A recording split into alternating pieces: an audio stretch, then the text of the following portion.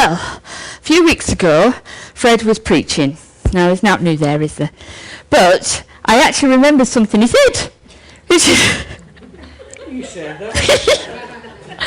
And he was talking about Jesus being a carpenter's son.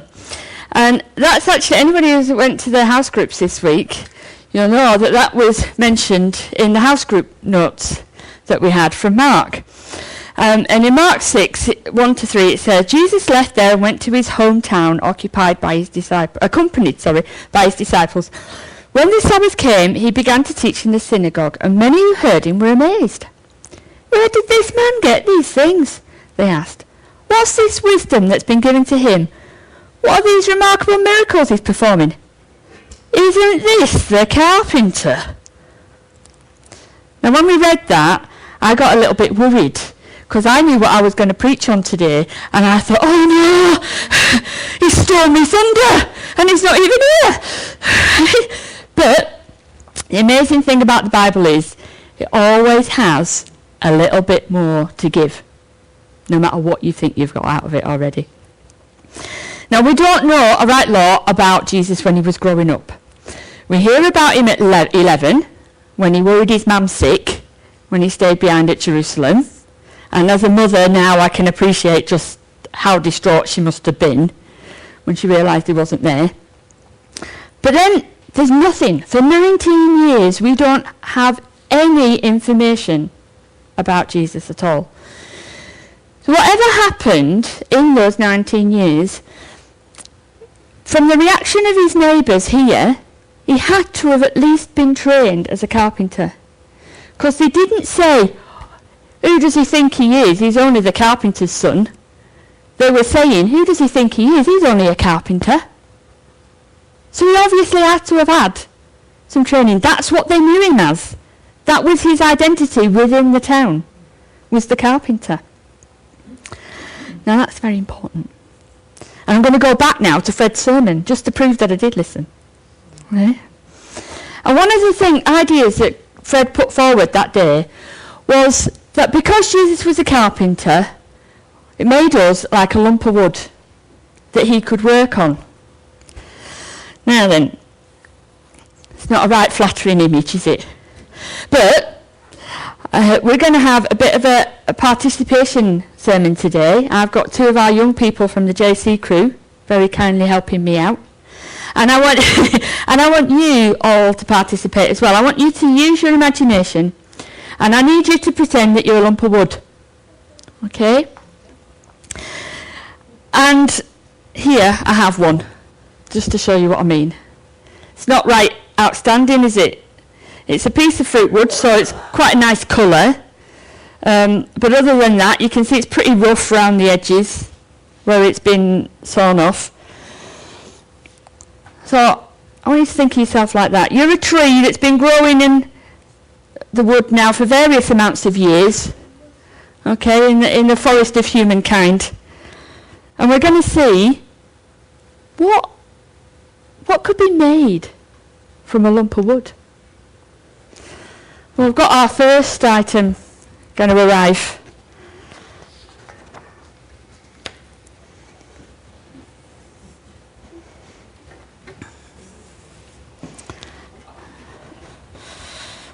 Thank you. Across. Now I'm sure all of us here wouldn't like to think that you have anything to do with that. I don't want to be the piece of wood that held Jesus up and that he was nailed to. But you see, back in Exodus, we've been reading the Bible in a year through the YouVersion app. Recommend it. And one of the things that I noticed a couple of days ago was when the Israelites first came out of Egypt, before they built the tabernacle, Moses was told to build an altar made of wood. It had to be simple and it had to be wood. Wasn't this the ultimate altar? Yeah? Now we have to start here. There's no other place to start. If we're to be made into anything else, we have to accept what we have made ourselves into. Symbolically, okay, the Romans actually cobbled the original cross together. But symbolically, it was the rebellion and the rejection of generation after generation, including ours, that formed this. And we talked at our house group about the difference between lack of faith and unbelief. Some of the thoughts that we had were lack of faith could simply be that you've never been told. It could be that you've never experienced it, that you've never been given any information about it. Whereas unbelief is a conscious decision to not accept it and not want to know, and actually walking away from God. And it's the combination of those two things that make our humble bit of wood into a cross. Now that sounds a bit bleak, really, doesn't it? And it would be if I left it there. But, what did I say earlier? The Bible always has a little bit more to give. So we're going to look and see what it does have to say. In 2 Corinthians 5 it says, "Therefore, if anyone is in Christ, the new creation has come. The old has gone, and the new is here." Wow, what a promise. I'm going to read that again, just so we can sink it in. It says, if anyone is in Christ, it's a new creation. The old has gone, forgotten, disposed of. The new is here. Now this cross is made from a piece of wood, rough, uncrafted. Really, it's no different than the lump that we had originally. But then we have a carpenter. It's no accident that Jesus was born to a carpenter. And that's what he learnt. He learnt a trade that meant changing and fashioning and working. And isn't that what he does on our lives as well? There are 2 chapters, and again, I really recommend you read them. One's 1 Corinthians 12, and the other is Ephesians 4. And in those 2 chapters, they have a fantastic description of what a group of Christians should be. And it talks about all the roles within a church, and it talks about apostles and prophets and gifts of healing and all words of wisdom and all those sorts of things.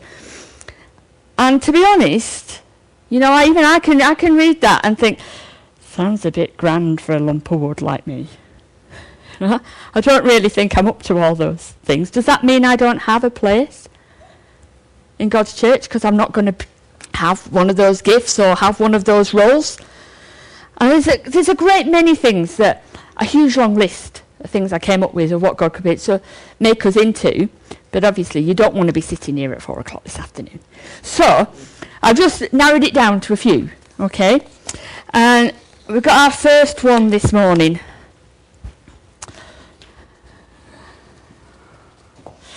So pick it up, show everybody. A bowl can be used to serve others. Right, thank you. Tap.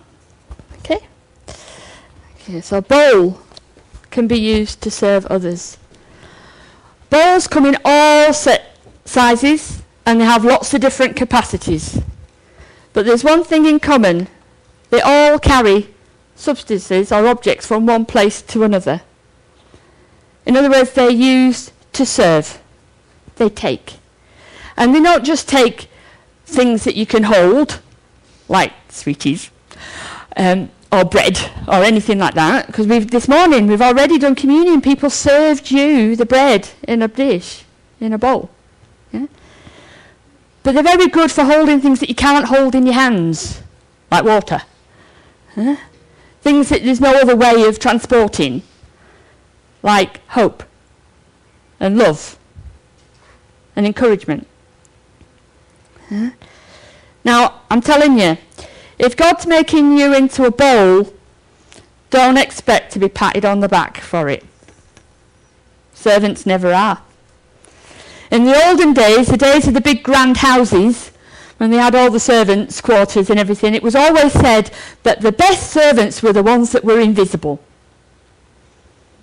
You were a good servant if nobody even noticed you were there. Huh? Now, Jesus, of course, himself gave us the example of being a servant. He washed his disciples' rough, mucky feet, okay, with a bowl of water. So, if he's given us that example, does that mean that he thinks that we have to be second-class citizens that are invisible and fade into the background? No. Basically. Does it mean that we should consider it a privilege to serve others? Most definitely. Because when you are serving, you are following in the footsteps of our King. You are following his example. Our next subject.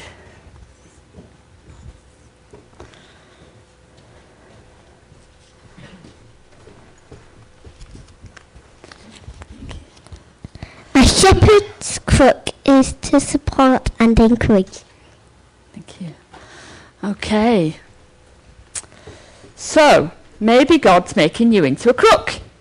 The shepherd kind, of course.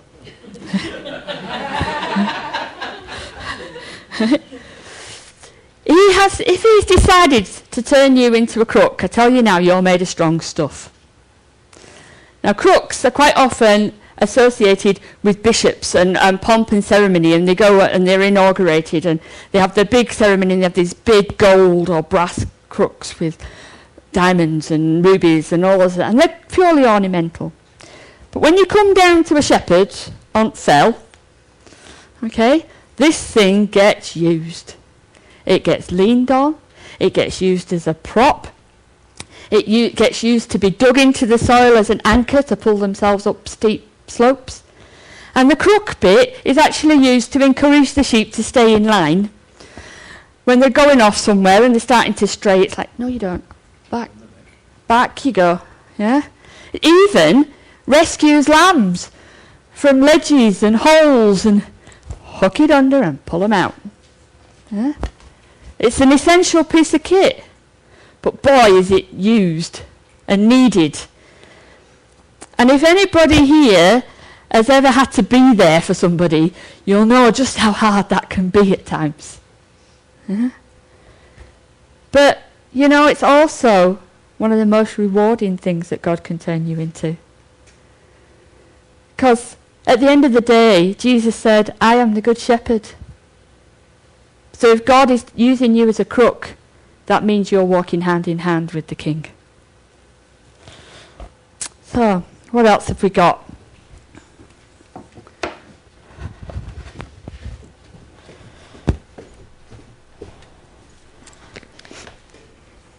A candle holder is used to safely take light into dark places. Lovely, thank you.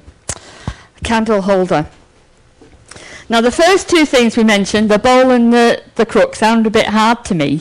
First one's a thankless task, and the second one's pretty stressful. And I'm sure there's some of you out there thinking, I don't actually want to be either of them two. Is there anything else? Okay.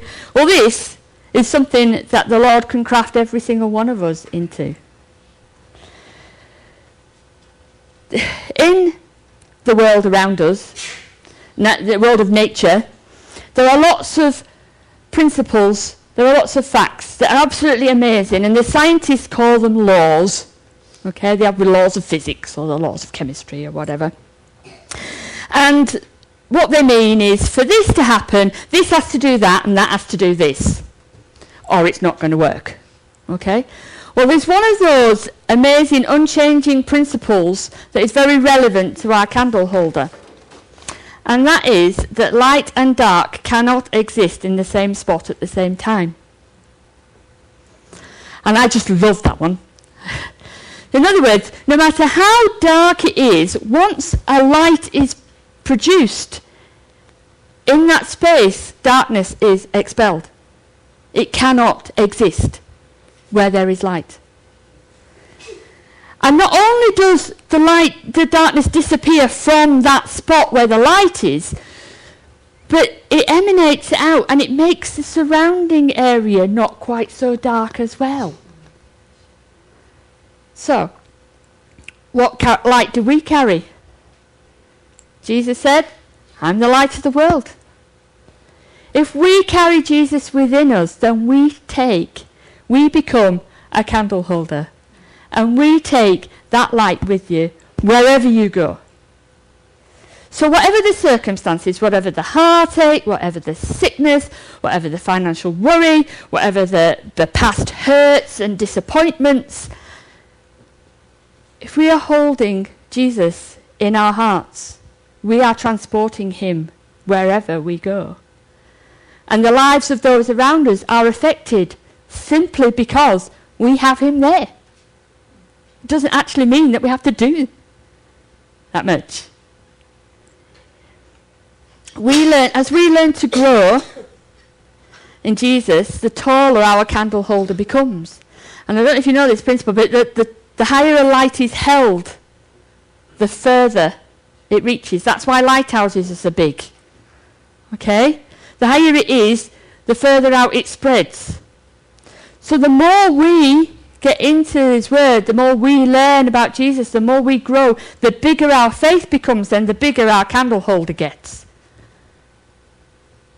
And the bigger effect that light has on people around us.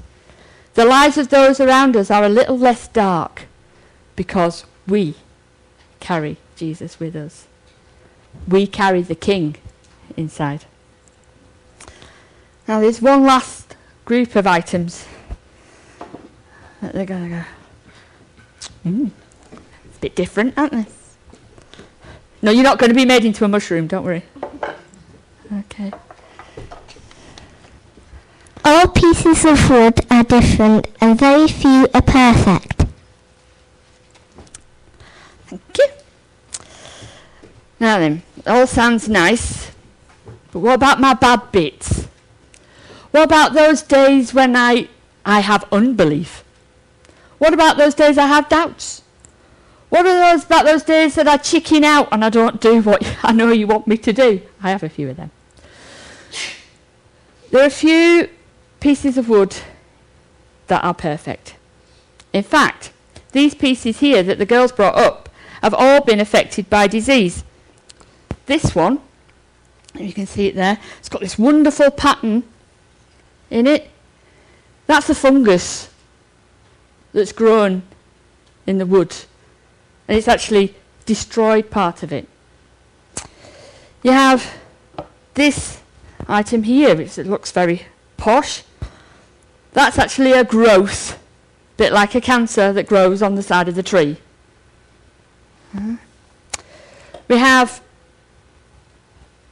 pattern in the crook here.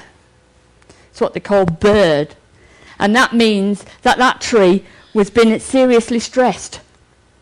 Could be that it's been lack of water, or it could have been flooded, or something's happened to stress that tree out, and it grows a big growth on the side called a burr. So, see, none of these bits of wood are perfect, and yet a carpenter has looked at these and seen beauty in it. He's looked at this and thought, wow, wouldn't that pattern look fantastic if I just shape it and sand it and polish it? Oh, look at that burr. I could use that as a beautiful stand to add something to it and make it into something that's desirable and people want to buy. Birdwood is really sought after in woodcrafting circles because it's harder than other woods. Because of the stress, the grains of the wood cross over instead of going in one direction. So it's a very hard wood and it looks lovely. So suddenly, maybe you're getting the hang, hopefully you're getting the hang of this now. Our bad bits aren't necessarily all to be thrown away. In the hands of the carpenter, he can turn them into something beautiful and something useful and something desired by himself and attractive to those around us, even if they don't realise what it is that they're seeing. One thing you can be sure of is God is not put off by your imperfections. And he never gives up. He never gets halfway through and says, this is too hard for me. What on earth can I make out of this? He just doesn't do it. In Philippians it says, be confident in this, that he who has begun a good work in you will carry it on to completion. So, don't be afraid to step out on that initial journey with Jesus, thinking, I'm going to get down the line and then he's going to realise that he's made a mistake here and he's going to give up on me. Because he doesn't. He never gives up. If he starts a job, he finishes it. And believe me, he's probably wanted to give up a few times with me, but he hasn't. He's kept going. The best we could do with our lump of wood was to turn ourselves into a cross. But God is able to take that cross and in his hands turn it into something beautiful and useful and prized. Now, there's so much that can be said about what God can do for us and how he can use us.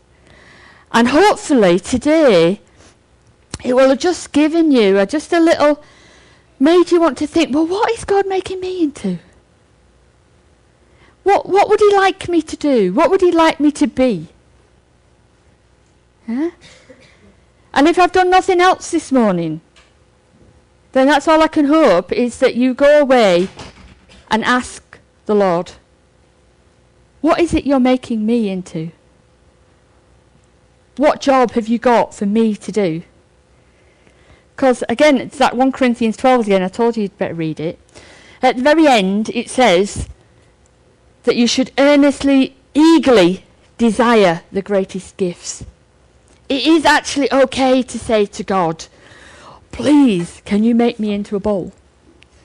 Please, can you fashion me and give me this gift to do? This role to do. That's okay. He's quite happy for you to do that. And he's more than capable of doing it. We're all like the trees in the forest. We're all different. But God has a plan and a purpose that is totally unique to you. Because, as we saw, your characteristics, your character, the things that you do well, the things that you do not so well, are totally unique. And so, but he has a plan for each. He can look at each one of us and think, I can see a shepherd's crook in that one. Oh, that's going to make a fantastic candle holder, is that one. And we all have a part to play. We all work together. The girls, I'm sure you'll agree, have done fantastic this morning.